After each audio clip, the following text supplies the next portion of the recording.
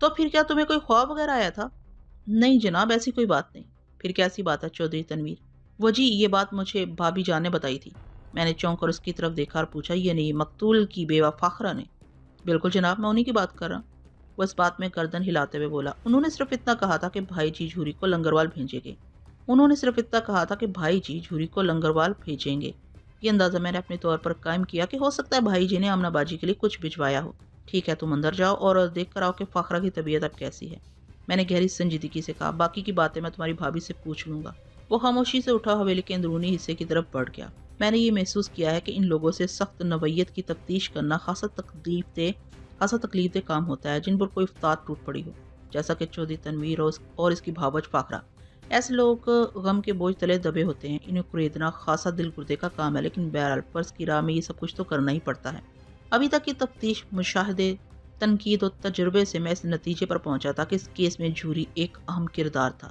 وہ مقتول چودھری ظہیر کا خاص آدمی تھا، چنانچہ اس کے بہت سے رازوں کا امین بھی تھا، اور وہی اللہ کا بندہ اس وقت میری دسترس میں نہیں تھا۔ اس ایک بھرپور ملاقات کے لیے مجھے شام تک اس کی واپسی کا انتظار کرنا تھا۔ دوسرا اہم کردار مقتول کی بیوی فاخرہ تھی۔ بیوی بھی شوہر کے بہت قریب ہوتی ہے اور اس کی اچھی بری عادتوں سے بخوبی واقف بھی، اور اگر اتفاق سے میاں بیوی میں بنتی نہ ہو تو بیوی شوہر کے معاملات پر کچھ زیادہ ہی کڑی نظر رکھتی ہے۔ مقتول اور فاخرہ کے درمیان بقول تنویر کچھ ایسے ہی حالات تھے، لہٰذا فاخرہ سے ہونے والی ملاقات خاصی مفید ثابت ہو سکتی تھی۔ میں ایسی سوچ بچار میں غلطاں تھا کہ چودھری تنویر بیٹھک میں داخل ہوا اور آتے ہی اس نے کہا، ملک صاحب آ جائیں، بھابھی جان کچھ سنبھل گئی ہیں۔ میں اٹھا اور اس کے ساتھ حویلی کے اندرونی حصے میں پہنچ گیا۔ وہ مجھے مختلف برآمدوں اور راہدریوں میں چلاتے ہوئے ایک بیڈ روم نما کمرے میں لے آیا۔ بعد میں مجھے پتا چلا کہ وہ فاخرہ کی خوابگاہ تھی۔ مقتول کی راتیں جب حویلی میں گزرتی، وہ اپنی بیوی فاخرہ کے ساتھ اسی خوابگاہ میں رہتا تھا۔ فاخرہ اب دلکش نقش و نگار کی مالک ایک خوبصورت عورت تھی، لیکن بیوی کے کڑے اثرات نے اس کے حسن اور شادابی کو گہنا کر رکھ دیا تھا۔ وہ ہنسی سوئی روئی کھوئی نظر آتی تھی۔ اس کی عمر کا اندازہ میں نے 30 کے آس پاس قائم کیا۔ ازاں بعد میرا یہ قائم شدہ اندازہ 100% درست ثابت ہوا۔ چودھری تنویر نے بواضح بلند فاخرہ کو میری اطلاع سے مطلع کیا تو اس نے نگاہ اٹھا کر بڑے سوگوارانہ انداز میں مجھے دیکھا۔ مجھے یوں محسوس ہوا جیسے مجسم پریشانی، حیرانی اور ویرانی سے میری آنکھیں چار ہو گئی ہوں۔ فاخرہ کی حالت پر مجھے دلی دکھ ہوا۔ چودھری تنویر نے نہایت ہی مختصر الفاظ میں اپنی بھاوج کو میرے بارے میں بتایا اور کہا، ملک صاحب ضروری قانونی کارروائی کرنے آئے ہیں۔ یہ جو کچھ بھی پوچھیں آپ انہیں ٹھیک بتا دیں۔ انہیں ہم سے بہت ہمدردی ہے اور یہ ہمارے ساتھ تعاون سے جلد از جلد بھائی جی کے قاتل تک پہنچنا چاہتے ہیں تاکہ اسے عبرتناک انجام سے دوچار کر سکیں۔ فاخرہ نے ایک مرتبہ پھر زخمی نگاہ سے مجھے دیکھا اور گردن جھکا لی۔ اس نے ابھی تک اپنی زبان سے ایک لفظ بھی ادا نہیں کیا تھا۔ چودھری تنویر نے مجھ سے کہا، ملک صاحب آپ بھابھی جان سے جو پوچھنا چاہتے ہیں پوچھیں، میں ادھر ہی بیٹھا ہوا ہوں۔ نہیں تنویر، تمہیں یہاں بیٹھنے کی ضرورت نہیں، میں نے دٹوک انداز میں کہا۔ میں تمہاری بھابھی سے تنہائی میں بات کرنا چاہتا ہوں۔ لیکن جناب میں تو گھر کا آدمی ہوں اور میں جانتا ہوں چودھری تنویر، میں نے حتمی لہجے میں کہا، تم گھر کے آدمی ہو، بلکہ اپنے بڑے بھائی کی موت کے بعد تم یہاں کے سب سے عام شخص ہو، لیکن میں پھر بھی علیحدگی میں مقتول کی بیوہ سے بات کرنا چاہوں گا۔ تم اسے قانونی ضرورت یا میری مجبوری سمجھ سکتے۔ اس نے مجھ سے مزید کوئی بحث نہ کی اور خاموشی کے ساتھ اس خوابگاہ سے نکل گیا۔ نہ صرف یہ کہ وہ وہاں سے رخصت ہو گیا، بلکہ جاتے جاتے وہ خوابگاہ کے دروازے کو بھی بھیڑ گیا تھا۔ میں اس کی اس حرکت کا مطلب پلک جھپکتے میں سمجھ گیا۔ وہ میرے حکم پر نہ چاہتے ہوئے بھی وہاں سے جانے کے لیے مجبور ہوا تھا۔ وہ ہمارے پاس بیٹھ کر ہمارے درمیان ہونے والی باتیں سننا چاہتا تھا اور میں نے اسے اس چیز سے محروم کر دیا تھا، لیکن وہ محروم رہنے کے لیے تیار نہیں تھا۔ جب ہی اس نے خوابگاہ کے دروازے کو بھیڑ دیا تاکہ وہ اس بھیڑے ہوئے دروازے کے عقب میں موجود رہ کر ہماری گفتگو کو سننے کی کوشش کر سکے۔ اگر دروازہ کھلا رہتا تو اسے اپنے اس مقصد میں یقینی کامیابی نہیں ہو سکتی تھی۔ وہ کسی بھی وقت میری نگاہ میں آ سکتا تھا۔ چودھری تنویر کی اس چال نما حرکت سے یہ تو واضح ہو گیا تھا کہ وہ جتنا سیدھا سادہ اور جذباتی دکھائی دیتا تھا ویسا تھا نہیں۔ میں اس سادہ چلاک کو اس کے حال پر چھوڑ کر فاخرہ کی جانب متوجہ ہو گیا۔ وہ ہنوز گردن جھکائے بیٹھی تھی۔ میں نے پرخلوص انداز میں کہا، فاخرہ، مجھے تمہارے خاوند کی المناک موت کا گہرا دکھ ہے۔ میں چودھری ظہیر کو دوبارہ زندہ تو نہیں کر سکتا، لیکن یہ تم سے میرا وعدہ ہے کہ میں تمہارے شوہر کے قاتل کو جلد از جلد گرفتار کر کے آنی سلاؤں کے پیچھے پہنچا دوں گا۔ اس نے منہ سے ایک لفظ نہیں نکالا اور ایسی نظر سے مجھے تکنے لگی جیسے اسے میرے کہے کا یقین نہ آیا ہو۔ میں نے اس کا اعتماد بحال کرنے کی غرض سے نرم آواز میں کہا، لیکن اس کے لیے مجھے تمہارے تعاون کی ضرورت ہوگی، بھرپور تعاون۔ تمہاری مدد کے بغیر میں اس تفتیشی راستے پر ایک قدم بھی آگے نہیں بڑھ سکوں گا۔ اس کے لبوں میں ہلکی سی جنبش ہوئی۔ وہ تھر تھرا کر واہ ہوئے اور متذبذب انداز میں بولے، میں اس سلسلے میں آپ کی کیا مدد کر سکتی ہوں تھانے دار صاحب؟ میں نے کہا، تم اپنے رضاکارانہ تعاون سے مجھے قاتل تک پہنچاؤ گی، مگر کیسے، کس طرح؟ اس کی الجھن میں اضافہ ہو گیا۔ اس طرح کے، میں نے وضاحت کرتے ہوئے کہا، میں تم سے جو بھی سوال کروں तुम इसका बिल्कुल दुरुस्त जवाब देना, ठीक है? जी ठीक है। उसने इस बात में गर्दन हिलाई। पूछें? मैंने पूछा। मुझे पता चला है कि मकतूल चौधरी ज़हीर से तुम्हारी शादी एक जबर का नतीजा थी। तुम इस शादी के लिए तैयार नहीं थी। मैं क्या, भाई सिकंदर को भी ये पसंद नहीं था कि मेरी शादी चौधरी ज़हीर से हो, उसने धीमे लहजे में कहा। लेकिन अब इन बातों का कोई फ़ायदा नहीं। मैंने और सिकंदर भाई ने अब्बाजी की आखिरी ख्वाहिश समझते हुए ये कड़वा घूंट भर लिया था। मैंने सुना है कि इस तरफ जंडियाला में भी कुछ इसी किस्म की सूरत हाल थी। मैंने ठहरे हुए धीमे लहजे में कहा। मेरी कोशिश तो यही थी कि हमारे दरमियान होने वाली गुफ्तगू के अल्फाज चौधरी तनवीर के कानों तक न पहुंचे। ज़हीर, तनवीर और आमना को भी ये रिश्तेदारी पसंद नहीं थी, लेकिन तुम लोगों की तरह उन्होंने भी चौधरी खलील की आखिरी ख्वाहिश के सामने गर्दन झुका दी थी। हाँ, कुछ ऐसा ही मैंने भी सुना है, वो गहरी अफसुर्दगी से बोली। लेकिन इससे क्या होता है? कमाल है। मैंने हैरत अमेज अंदाज में इसकी तरफ देखा। इसे बहुत कुछ हुआ था। चौधरी खलील और चौधरी खावर हयात के दरमियान पलने वाली दुश्मनी खत्म हो गई। दोनों ने अपनी आखिरी ख्वाहिश के पर्दे में दो खानदानों को एक करके खूनरेजी के मुतवक्का तूफान को हमेशा हमेशा के लिए रोक दिया था। ये एक बहुत बड़ा कारनामा है। आप ठीक कहते हैं थानेदार साहब, वो बदस्तूर अफसुर्दा लहजे में बोली। ये वाकई एक बहुत बड़ा कारनामा था। अब्बा जी और मेरे ससुर जी की कोशिश से दो खानदान मिलकर एक हो गई, मगर फाखरा ने मानी खेज अंदाज में जुमला अधूरा छोड़ दिया तो बेचैनी मुझे सताने लगी। मैंने इस्तरारी लहजे में से इस्तफसार किया, मगर क्या फाखरा? दो खानदानों का मिलाप तो हो गया, लेकिन दो दिल, दो ज़हन एक दूसरे से ना मिल सके। फाखरा ने बड़ी गहरी बात की थी। अगर मैं चौधरी तनवीर की जुबानी इन दोनों खानदानों की तारीख से आगाह ना हो चुका होता तो मैं फाखरा की इस रमजिया बात को समझ नहीं सकता था। लेकिन मौजूदा सूरत हाल में मुझे किसी किस्म की कोई दुश्वारी महसूस न हुई। मैंने दोस्ताना और मुखलसाना लहजे में कहा, फाखरा, मैं तुम्हारे मसाइल को अच्छी तरह समझ और महसूस कर सकता हूँ। उसने मुझे आगे बोलने नहीं दिया और कता कलामी करते हुए खासे तलख लहजे में बोली, थानेदार साहब, आपके समझने और महसूस करने का क्या फ़ायदा? जिसे समझना और महसूस करना चाहिए था वो तो, खैर, अब तो इस जिक्र की भी कोई ज़रूरत है और ना ही कोई फ़ायदा। मैंने बुजुर्गों से सुन रखा है कि मरने वालों की बुराई करना चाहिए और ना ही इनका शिकवा। तुमने बिल्कुल दुरुस्त सुन रखा है फाखरा, मैंने गहरी संजीदगी से कहा। लेकिन मैं इस मौजू से सिर्फ नज़र नहीं कर सकता। मैं तुम्हारे शोहर चौधरी ज़हीर के कत्ल के सिलसिले में तहकीकात कर रहा हूँ, लिहाजा मकतूल की ज़ात का हर पहलू ज़ेर बहस आएगा। और मकतूल की ज़ात का एक पहलू ये भी है कि उसे अपनी दूसरी बीवी फाखरा से कोई खास दिलचस्पी नहीं थी। वो हर वक्त अपनी पहली बीवी के ख्यालों में गुम, ठंडी और गर्म आहें, दोनों किस्म की आहें भरता रहता था। उसके रवैये से कदम ब कदम ये जाहिर होता था कि उसने किसी औरत से शादी न की हो, बल्कि एक सांस लेने वाले जानदार को हवेली में मुकीम कर लिया हो, जिसकी ज़रूरतें ज़िंदगी खाने पीने पहनने ओढ़ने तक महदूद हों। क्या मैं गलत कह रहा हूँ? मैंने फाखरा की दुखती रग पर हाथ रख दिया था।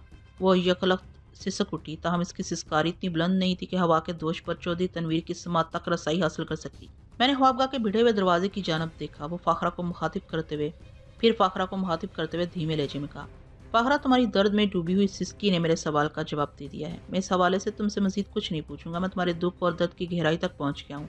तुमसे दरख्वास्त है कि अपनी आवाज़ को बुलंद नहीं होने देना। मुझे यकीन है कोई हमारी बातें सुनने की कोशिश कर रहा है। इसने चुकन्ना नज़र से ख्वाबगाह के गोशे गोशे को झांका, फिर मेरी तरफ देखते हुए बोली, लेकिन यहाँ तो हम दोनों के सिवा और कोई भी नहीं है। यहाँ नहीं। वो बाहर दरवाजे के साथ कान लगाए खड़ा है। मैंने आवाज़ को धीमा रखते हुए पूरे इसरार लहजे में कहा, वो कौन? उसकी आवाज़ इस तरह में डूबी हुई थी। तुम्हारा देवर चौधरी तनवीर। उसने गहरी सांस खारिज की, फिर कहा, तनवीर को हमारी गुफ्तगू सुनने से क्या मतलब? ये बात मेरी समझ में नहीं आ रही। समझ में तो मेरी भी नहीं आई, मैंने आम से लहजे में कहा, लेकिन मैं बहुत जल्द चौधरी तनवीर के मकसद और दिलचस्पी का पता लगा लूंगा। इसकी तरफ से मेरा दिल मुतमईन नहीं है। ये शख्स मुझे भी अजीब ही लगा है। वो उकताहट अमेज अंदाज में बोली, मैं 2 साल से इस हवेली में हूँ, लेकिन चौधरी तनवीर को समझने से कासिर हूँ। कभी तो यूँ लगता है कि चौधरी का इससे बड़ा और कोई खैरवा है ही नहीं, और कभी ऐसा महसूस होता है कि ये चौधरी ज़हीर का सगा भाई ना हो। खैर, उसने बुरा सा मुंह बनाकर जुमला अधूरा छोड़ा और गहरी सांस ली और सिलसिला कलाम को जारी रखते हुए बोली, मैंने अपने अब्बा जी चौधरी खावर हयात मरहूम से किया हुआ वादा निभा दिया है। इनकी आखिरी ख्वाहिश को पूरा कर दिया है। हालात चाहे कैसे भी रहे हों, इन 2 बरसों में मैंने चाहे कितनी ही तकलीफें क्यों ना उठाई हों, लेकिन कोई ये नहीं कह सकता कि मैं अपने हालात से तंग आकर वापस मैके चली गई हूँ। मैंने ज़हीर की आखिरी सांस तक इसका साथ निभाया, लेकिन अब ये मेरे लिए मुमकिन नहीं रहा कि इस हवेली की कैद में ज़िंदगी बसर करूँ। मैंने चौंक कर इसकी तरफ देखा। फाहरा के चेहरे के तासुरात बताते थे कि इसने जी में कुछ ठान रखी है। वो किसी ऐसे ख़त्मी फैसले पर पहुंच चुकी है जिसके बारे में इसने अभी तक किसी को कुछ नहीं बताया। मैंने इसे पूछ लिया, फाखरा, मैं महसूस कर रहा हूँ कि तुमने आइंदा ज़िंदगी के लिए कोई लायामल तैयार कर लिया है। इसके सिवा कोई चारा भी तो नहीं थानेदार साहब, वो गहरी संजीदगी से बोली। चौधरी ज़हीर को पेश आने वाले इस अंधोनाक वाक़े की खबर उधर मक्खनपुर में मेरे बड़े भाई चौधरी सिकंदर हयात को भिजवा दी गई है। वो शाम से पहले जंडियाला पहुंच जाएगा। मैं गाहे बगाहे उसे अपनी परेशानियों के बारे में बताती रही हूँ, लेकिन हर मर्तबा मेरे पिता सुनने के बाद उसने यही कहा था, फाखरा, अब्बाजी की आखिरी ख्वाहिश का पास करना है, जिंदगी की आखिरी सांस तक, चाहे ये तुम्हारी जिंदगी की आखिरी सांस हो या चौधरी ज़हीर की जिंदगी की आखिरी सांस। वो चंद लम्हात के लिए मुतवक्किफ हुई, फिर बोझल आवाज में बोली, चौधरी ज़हीर की जिंदगी का चिराग गुल हो चुका है, गोया मैं इस कैद से आज़ाद हो गई हूँ जो अब्बाजी की आखिरी ख्वाहिश की सूरत मुझ पर मुसलत कर दी गई थी। मैं सिकंदर हया से दो टोक अंदाज में कह दूंगी कि मैं ज्यादा से ज्यादा चौधरी ज़हीर के चहलम तक इस हवेली में रुक सकती हूँ। इसके बाद मैं सीधी मक्खनपुर पहुंचूंगी, जंडियाल को हमेशा हमेशा के लिए खैराबाद कहकर। मैंने इसके अज़्म इस्तक़लाल को देखते हुए मशवरा देने वाले अंदाज में कहा, हर इंसान अपने हालात को बेहतर तौर पर समझ सकता है, उसे अपने बारे में फैसला करने का इख्तियार भी हासिल है। मैं इस बहस में नहीं पढ़ूंगा कि तुमने जो फैसला किया है वो गलत है या दुरुस्त, मगर मैं इतना जरूर कहूंगा कि जब तक चौधरी ज़हीर का कातिल कानून की गिरफ्त में नहीं आ जाता, तुम्हें यह हवेली और चंडियाला छोड़कर कहीं नहीं जाना चाहिए। वो सवालिया नजर से मुझे देखते हुए बोली, थानेदार साहब, मैं चौधरी ज़हीर के 40वें तक तो यहाँ रुकने के लिए तैयार हूँ। क्या आपको कातिल तक रसाई के लिए साल 6 महीने दरकार हैं? नहीं, इतनी लंबी मुद्दत की कोई ज़रूरत नहीं, मैंने ठहरे हुए लहजे में कहा। मैं इंशाल्लाह चौधरी ज़हीर के चेहरम से पहले इसके कातिल का सुराग लगा लूंगा। इसके लिए तुम मुझसे ताउन करोगी। ताउन वाली बात आप पहले भी 2 मरतबा कर चुके हैं, वह याद दहानी कराने वाले अंदाज में बोली, और मैंने आपको अपने भरपूर ताउन का यकीन दिलाया है। अब तक आपने जो भी मुझसे पूछा है मैंने इसका ठीक ठीक जवाब दिया है। पूछें अगर कुछ मजीद पूछने को रह गया हो तो। मैंने बड़ी गहरी नज़र से फाखरा के चेहरे के तासुरात का जायजा लिया। अब वो पहले जैसी अफसुर्दा और गमज़दा दिखाई नहीं देती थी। या तो इसने बड़ी बहादुरी से खुद को संभाल लिया था, या फिर वो इतनी दुखी और मलूल थी ही नहीं जैसा उसने शुरू में जाहिर किया था। वो महज अफसुर्दगी की अदाकारी कर रही थी। मैं मकतूल चौधरी ज़हीर के बारे में इसके ताज़ा तरीन ख्यालात से आगाही हासिल कर चुका था, इसलिए मुझे ये अंदाज़ा लगाने में कतन कोई दिक्कत पेश न आई कि मेरा आखिर जिक्र अंदाज़ा ही दुरुस्त था, यानी फाहरा को चौधरी ज़हीर की मौत का वैसा गम नहीं था जैसा वो जाहिर कर रही थी। चौधरी तनवीर के लिए मैं फाहरा के उलझन ज़दा और नापसंदीदा ख्यालात से वाकिफ हो चुका था, लिहाजा मैंने तनवीर की ज़ात के हवाले से फाहरा से पूछ लिया। ये एक तरह से चौधरी तनवीर के बयान की तस्दीक के सिलसिले में कोशिश भी थी, वो बयान जो उसने झूरी के लंगरवाल जाने से मुतल्लिक दिया था।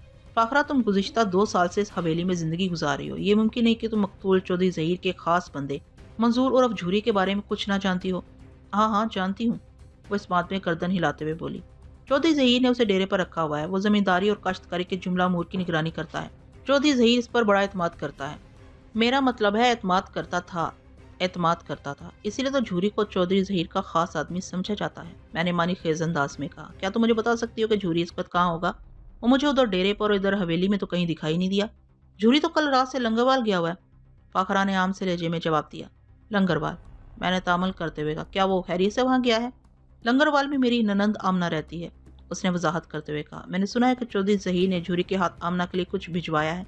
फाहरा के इब्तदाई जुमले ने मुझे झंझोड़ कर रख दिया। इस जुमले की बेसख्तगी और सादगी ने मुझे बुरी तरह चौंका दिया। मैंने इस्तरारी लहजे में से सवाल किया, सुना है क्या मतलब? जी वो भी मेरे इस्तफसार पर उलझ कर रह गई। मैंने उसकी उलझन दूर करते हुए कहा, तुमने बताया है कि तुमने झूरी के लंगरवाल जाने के बारे में सुना है। मैं ये जानना चाहता हूँ कि किससे सुना है? क्या ये बात तुम्हें मकतूल चौधरी ज़हीर ने बताई थी? नहीं जनाब, वो बेजारी से बोली। चौधरी ज़हीर तो मुझसे सीधे मुंह बात करना पसंद नहीं करता था, फिर अपनी बहन को कुछ भिजवाने के बारे में मुझे क्यों बताएगा? तो फिर तुम्हें झूरी की ये बात किसने बताई? मैंने एक इम्कान की तरफ इशारा किया। झूरी तो चौधरी ज़हीर का खास बंदा है थानेदार साहब, वो ठोस लहजे में बोली। इसके मामलात को छुपा कर रखने की कोशिश करता है, ये बात इसके मुंह से नहीं निकली, वो बड़ा पक्का है जी। मैंने मुतज़्ज़ब नज़र से फाहरा को देखा और सवाल किया, ज़हीर ने तुम्हें बताया और ना ही झूरी की जुबान से फिसला, फिर तुम्हें ये बात किस जरिए से मालूम हुई है? मुझे तो चौधरी तनवीर ने इस बारे में बताया है, फाहरा ने जवाब दिया।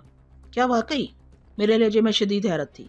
आपको मेरी बात का यकीन क्यों नहीं आ रहा थानेदार साहब? वो ताज्जुब खैज नज़र से मुझे देखने लगी। मैं आपसे झूठ क्यों बोलूंगी? मैं टटोलने वाली नज़र से उसे देखते हुए गहरी सोच में डूब गया। चौधरी तनवीर ने हवेली की बैठक में बैठे हुए मुझे बताया था कि झूरी के लंगरवाल जाने की खबर फाहरा ने उसे दी थी, और फाहरा बता रही थी कि इतला तनवीर की जुबानी इस तक पहुंची थी। दोनों बेयक वक्त सच्चे नहीं हो सकते थे, क्योंकि दोनों का बयान एक दूसरे के बल अक्स था। लिहाजा लाजमी बात यही थी कि इनमें से कोई एक संगीन किस्म की द्रोहगोई से काम ले रहा था। जब कोई इंसान झूठ का सहारा लेता है तो इस सहारे की मदद से किसी ऐसी बात की पर्दापोशी करने की कोशिश कर रहा होता है जो जुर्म के ज़मरे में आती हो। इसका मतलब था कि इन दोनों में जो कोई भी झूठा था वो किसी जुर्म को छुपाने की सही में मसरूफ था, और इस बात का कभी इम्कान था कि वो खुद भी इस जुर्म में पूरी तरह शरीक होगा। और इस वक्त मेरे सामने सबसे बड़ा जुर्म चौधरी ज़हीर का कत्ल था। लामहल्ला मैं ये सोचने पर मजबूर हो गया, क्या चौधरी ज़हीर को फाखरा या चौधरी तनवीर में से किसी ने कत्ल किया है? फाहरा की इस अफसारी आवाज़ ने मुझे ख्यालात से चौंका दिया। वो पूछ रही थी, تھانے دار صاحب، آپ نے میری بات کا جواب کیوں نہیں دیا؟ کیا میں نے آپ سے کوئی مشکل سوال پوچھ لیا ہے؟ اس کا سوال میرے ذہن میں تھا، لیکن ایک فوری خیال کے تحت میں نے فیصلہ کیا کہ اسے چودھری تنویر کے بیان کے بارے میں کچھ نہیں بتاؤں گا، اور چودھری تنویر کو بھی اس بات کی بھنک نہیں لگنے دوں گا کہ فاخرہ نے جوری کے لنگروال جانے کے سلسلے میں اس کے بارے میں کیا بیان دیا۔ لہٰذا میں دونوں کو ایک دوسرے سے الگ رکھ کر گھسنا چاہتا تھا تاکہ اصل بات تک رسائی حاصل ہو سکے۔ معاملے کو گول کرتے ہوئے میں نے فاخرہ سے کہہ دیا، یقین نہ کرنے والی تو کوئی بات ہی نہیں، واقعی تمہیں مجھ سے جھوٹ بولنے کی بھلا کیا ضرورت ہے؟ میں تمہیں غلط نہیں سمجھ رہا ہوں فاخرہ، میری خاموشی کا کوئی غلط مطلب نہ نکالو۔ میرا ذہن دراصل کسی اور معاملے میں الجھا ہوا تھا۔ وہ اس وضاحت کے بعد مطمئن ہو گئی۔ میں چند لمحات تک اسے مقتول چودھری ظہیر کے بارے میں گھما پھرا کر مختلف زاویوں سے سوالات کرتا رہا، پھر مقتول کی زندگی کے انتہائی نازک اور حساس پہلو پر ضرب لگا دی۔ اتفاق سے مذکورہ پہلو فاخرہ کے لیے بھی انتہائی اہم اور دکھتا ہوا تھا۔ میں نے اس کی آنکھوں میں آنکھیں ڈالتے ہوئے استفسار کیا، یہ ٹھیک ہے کہ تم دونوں میں زیادہ نہیں بنتی تھی، چودھری ظہیر تم سے اکھڑا اکھڑا اور خفا خفا سا رہتا تھا، لیکن اس کا مطلب یہ بھی نہیں کہ وہ اپنی خفگی مٹانے کے لیے ڈیرے پر رات گزارنے چلا جائے۔ وہ اسی حویلی کے کسی دوسرے کمرے میں بھی تو رات بسر کر سکتا تھا۔ مجھے پتا چلا ہے کہ وہ اکثر و بیشتر تم سے ناراض ہو کر ادھر ڈیرے پر چلا جاتا تھا۔ آپ نے جس سے بھی سنا ہے بالکل ٹھیک سنا ہے تھانے دار صاحب، وہ گمبھیر انداز میں بولی، اور چودھری ظہیر کے اس فرار کی خاص وجہ تھی۔ میں نے حیرت بھرے لہجے میں پوچھا، کیا وجہ تھی؟ چودھری کے وہ شوق حویلی میں پورے نہیں ہو سکتے تھے، اس نے معنی خیز انداز میں بتایا۔ اس سلسلے میں سب سے بڑی رکاوٹ تھی۔ تم مقتول چودھری کے کن شوق کا ذکر کر رہی ہو؟ میرا سوال تجسس سے بھرا ہوا تھا۔ وہ ایک گہری سانس خارج کرتے ہوئے بولی، تھانے دار صاحب، میں محسوس کر رہی ہوں کہ آپ اس حویلی کے حالات سے خاصی گہری واقفیت رکھتے ہیں، لہٰذا میں آپ سے کچھ چھپانے کی حماقت نہیں کروں گی۔ ہو سکتا ہے کہ اس طرح آپ کا تفتیشی کام آسان ہو جائے۔ میں پوری طرح فاخرہ کی جانب متوجہ ہو گیا۔ اس نے چند لمحات کا توقف کیا، پھر ٹھہرے ہوئے لہجے میں مجھے مقتول چودھری ظہیر کے شوق کے بارے میں بتانے لگی۔ اس کے بیان کے مطابق جہاں اپنی مرحومہ بیوی کے غم میں ٹھنڈی اور گرم آہیں بھرتا تھا، وہیں اس نامراد غم کو بھلانے اور مٹانے کے لیے وہ شراب کا سہارا بھی لیا کرتا تھا، اور اس کی یہ عادت فاخرہ سے چھپی ہوئی نہیں تھی۔ شروع میں وہ یہ شغل حویلی کے اندر ہی کرتا تھا، لیکن فاخرہ نے جب اس کے اس عمل کی شدت سے مخالفت کی تو وہ پسپائی اختیار کرنے پر مجبور ہو گیا تھا۔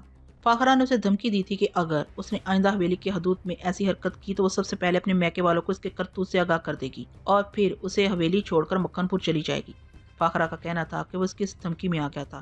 وہ اگرچہ فاخرہ میں ویسی دلچسپی نہیں لے رہا تھا جیسے ایک شوہر کو اپنی بیوی میں لینا چاہیے، لیکن اس عدم توجہی اور ناپسندیدگی کے باوجود بھی وہ یہ نہیں چاہتا تھا کہ فاخرہ اسے چھوڑ کر اپنے میکے چلی جائے۔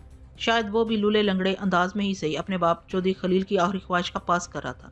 یہ ٹھیک ہے کہ چودھری خاور حیات اور چودھری خلیل نے مرنے سے پہلے آخری خواہش کا کارڈ کھیل کر دیرینہ دشمنی کو ختم کرتے ہوئے دو خاندانوں کو ایک خاندان کی شکل میں متحد اور یکجا کر دیا تھا، مگر فاخرہ کی اس بات سے انکار نہیں کیا جا سکتا تھا کہ ان دونوں کی یہ کوشش دو دلوں کو ملانے کا سبب نہیں ہو سکی تھی۔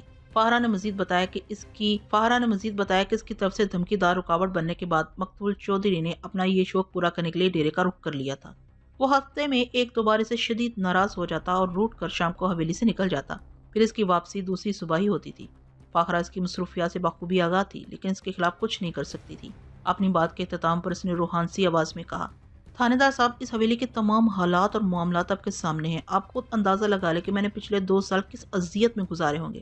میں اگر اب یہاں مزید رکنا نہیں چاہتی تو اس کی وجہ بالکل واضح ہے۔ میرے لیے یہ حویلی کسی بھی طرح جہنم سے کم نہیں۔ میں نے اس کی دل شکستگی اور جذباتی کیفیت کے پیش نظر کہا، مجھے تمہارے حالات کے باعث تم سے گہری ہمدردی ہے۔ تم نے واقعی گزشتہ 2 سال بڑی تکلیف میں گزارے ہیں۔ میں تمہارے تعاون کے لیے بے حد شکر گزار ہوں۔ امید ہے کہ تم ایک دو مزید سوالات کے ٹھیک جواب دو گی۔ میں لمحے بھر کو سانس لینے کے لیے متوقف ہوا تو وہ الجھن زدہ نظر سے مجھے دیکھنے لگی۔ میں نے ٹھہرے ہوئے لہجے میں کہا، شراب کو ام الخبائث کا ٹائٹل دیا گیا ہے۔ یہ جہاں جاتی ہے وہاں اپنے ساتھ چند دوسری خباستیں بھی لے کر جاتی ہے، جیسا کہ میرا خیال ہے کہ تم میری بات سمجھ رہی ہو۔ اس نے گہری نظر سے مجھے دیکھا اور بڑے معنی خیز انداز میں سر کو اس باتی جنبش دینے پر اکتفا کیا۔ وہ میری بات کی تہہ میں اتر گئی تھی۔ میں نے مزید تصدیق کے لیے اسے پوچھ لیا، تو اس کا مطلب ہے کہ میرا اندازہ بالکل درست ہے؟ چودھری ظہیر اس بیماری میں بھی مبتلا تھا۔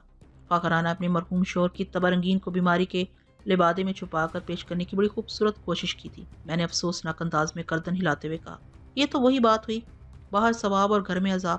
یہاں پر ثواب کا لفظ محاورتاً استعمال کیا گیا، اس سے مراد ہرگز کوئی نیک کام نہیں، لہٰذا ذہن کو منفی انداز میں دوڑنے سے روکا جائے۔ صرف یہ بتانا مقصود ہے کہ مقتول چودھری ظہیر کی تمام تر مہربانیاں باہر والیوں کے لیے تھیں۔ گھر میں بیٹھی اپنے استحقاق سے محروم فاخرہ ایک عذاب میں مبتلا تھی۔